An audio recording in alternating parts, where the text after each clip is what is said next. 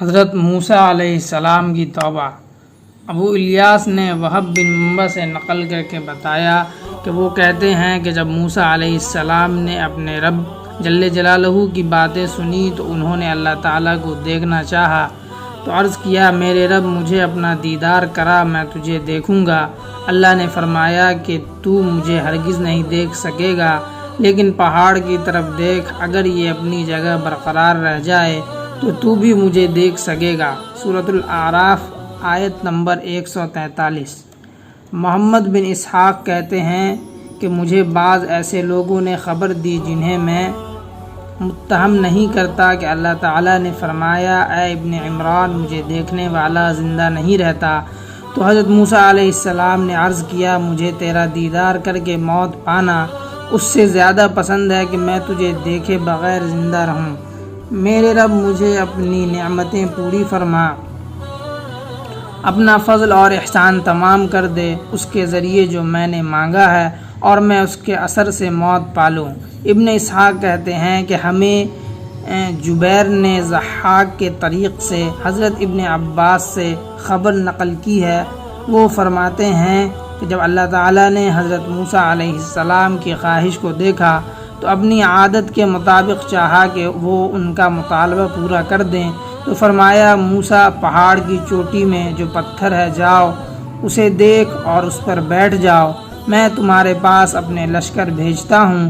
حضرت موسیٰ وہاں تشریف فرما ہو گئے۔ جب سنبھل کر بیٹھ گئے تو اللہ تعالیٰ نے ساتوں آسمانوں کے لشکر ان کے پاس بھیجنا شروع کیے۔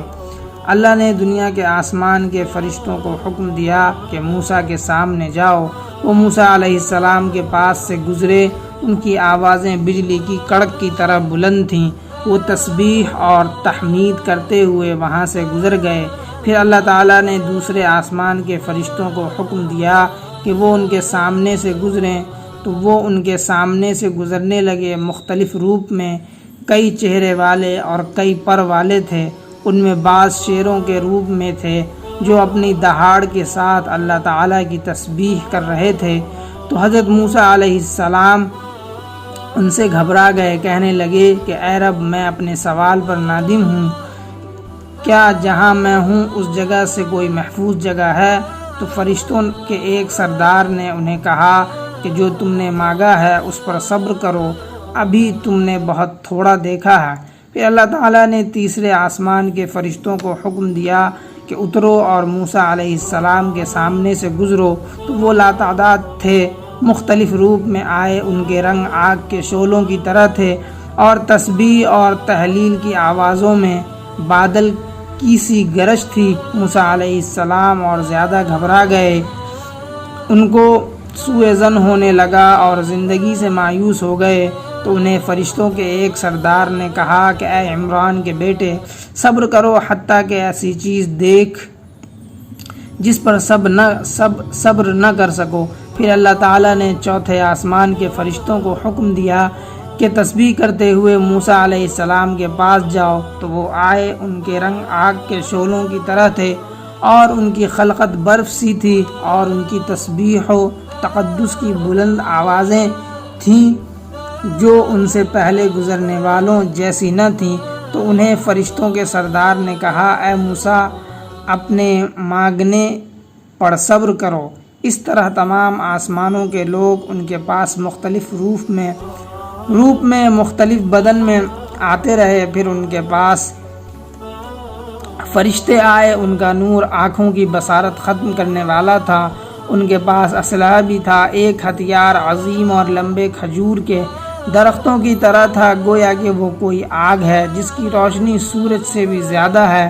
اور موسیٰ علیہ السلام بلند آواز سے بکا فرما رہے تھے اور کہتے جاتے، اے میرے رب، مجھے یاد رکھ، میں تیرا بندہ ہوں، میں نہیں سمجھتا کہ جہاں میں ہوں وہاں سے مجھے نجات ملے گی، میں یہاں سے اگر نکلا تو جل جاؤں گا، اور اگر یہیں رکا رہا تو مر جاؤں گا۔ فرشتوں کے سردار نے کہا، تم تو نہایت ہی خوفزدہ ہو گئے ہو اور تمہارا دل نکلنے کے قریب ہے، یہ تو وہ منظر ہے جسے آپ یہاں دیکھنے بیٹھے تھے۔ محمد بن اسحاق کہتے ہیں کہ پھر جبرائیل، میکائیل اور اسرافیل ساتوں آسمانوں کے باشندوں کے ساتھ نازل ہوئے اور عرش و کرسی کے حاملین بھی آئے اور آ کر ان سے کہنے لگے، اے خاتی ابن خاتی، کس چیز نے تمہیں یہ کرنے پر مجبور کیا اور تم نے اپنے رب کا دیدار کرنے کا سوال کرنے کی جرت کس طرح کر لی؟ اور موسیٰ علیہ السلام رو رہے تھے حتیٰ کہ ان کے گھٹنوں میں جان نہ رہی اور ان کے اعصاب ڈھیلے پڑ گئے۔ جب اللہ تعالیٰ نے اپنے بندے کی یہ حالت دیکھی تو انہیں اپنے عرش کے پائے دکھلا دیے۔ وہ ان کا سہارا لے کر کھڑے ہو گئے اور ان کے دل کو تسلی ہوئی۔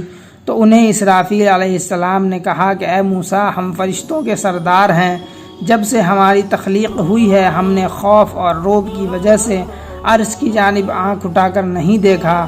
اے کمزور بندے، تم نے ایسا کیوں کر لیا؟ تو حضرت موسیٰ علیہ السلام نے جن کی حالت قدرے سنبھل چکی تھی فرمایا کہ اے اسرافیل، میں نے چاہا کہ میں اپنے رب کی جو عظمت جانتا ہوں اسے دیکھوں۔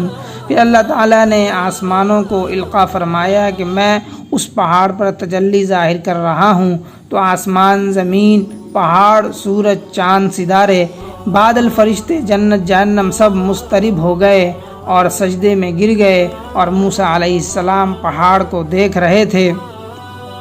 جب اس کے رب نے پہاڑ پر تجلی ظاہر کی تو اسے ریزہ ریزہ کر دیا اور موسیٰ علیہ السلام اودھے منہ گر پڑے۔ الاعراف آیت نمبر 143۔ حضرت موسیٰ علیہ السلام اپنے رب العزت کے نور کی تاب نہ لا کر مردہ ہو گئے اور پتھر سے گر گئے، اور پتھر ان پر الٹ گئے اور ان پر قبہ کی طرح بن گیا تاکہ حضرت موسیٰ علیہ السلام جلنے سے محفوظ رہیں۔ حسن کہتے ہیں کہ اللہ تعالیٰ نے حضرت جبرائیل علیہ السلام کو بھیجا جنہوں نے حضرت موسیٰ علیہ السلام پر سے پتھر ہٹایا اور انہیں سیدھا کیا۔ تو موسیٰ علیہ السلام بھی کھڑے ہو گئے اور فرمایا، تیری ذات پاک ہے، میں توبہ کرتا ہوں اپنے سوال کرنے سے اور میں اول ایمان لانے والا ہوں۔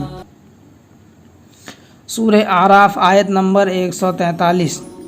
یعنی میں وہ پہلا شخص ہوں جو ایمان لایا ہے اس بات پر کہ تیری طرف دیکھنے والا زندہ نہیں رہتا، اور ایک قول کے مطابق یہ مطلب ہے کہ میں وہ پہلا شخص ہوں جو اس بات پر ایمان لایا کہ تجھے دنیا میں کوئی نہیں دیکھ سکتا۔